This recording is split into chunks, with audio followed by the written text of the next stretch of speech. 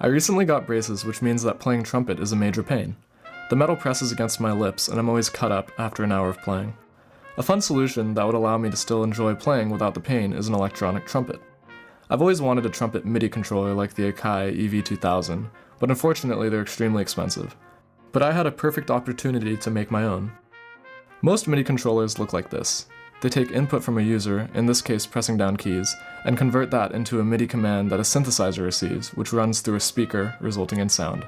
My goal was to emulate the trumpet as much as possible without it being painful on my lips. To achieve this, I found a barometric pressure sensor that I could use to convert the airflow from a user to velocity, a MIDI bit, which is essentially volume. I also got these momentary action buttons which would act as valves by grounding to the circuit board. This was a fairly large task, but luckily I interned at a guitar effects pedal company called Strymon. I started working in manufacturing in the warehouse and getting occasional electrical engineering lessons from the company's founder, but now I spend most of my time there diagnosing and repairing pedals, analyzing audio processing units, doing research for the company, and listening in on creative meetings. I get to see every level of how the business is run, which is amazing. Unfortunately, most of what we do is confidential, but for this project I got to use their resources to achieve my goal. Here's my schematic. I'd upload my code to a programmable Arduino Uno connected to my computer, which converts the readings of the barometric pressure sensor to MIDI command signals, along with different combinations of valves being pressed to map pitch. I had to use more than 3 valves because it is hard to emulate the changing embouchure that trumpet players use to change note partials.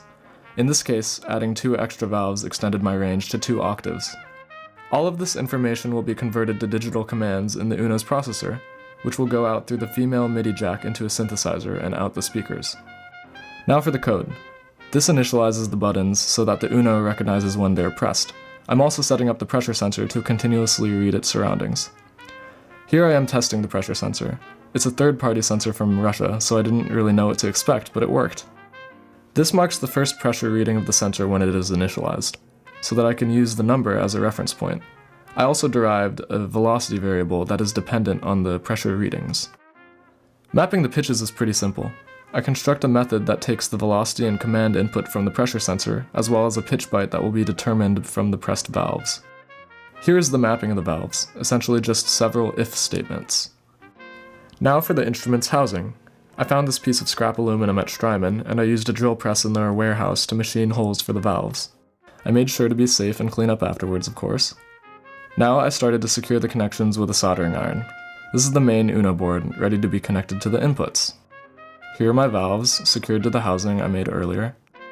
This is the pressure sensor connected to the main board, and the female MIDI DIN jack.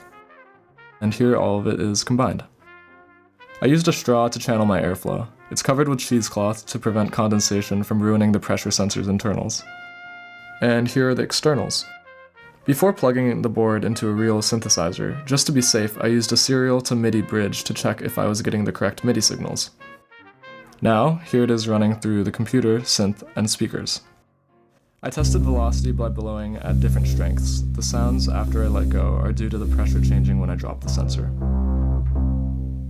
Finally, I tested the note mapping to make sure the valve combinations resulted in the correct notes. Unfortunately, my board malfunctioned before I was able to clean up all the housing. It no longer cooperates with my computer, so I have to purchase a new main board, but MIDI Trumpet version 2 is definitely on its way.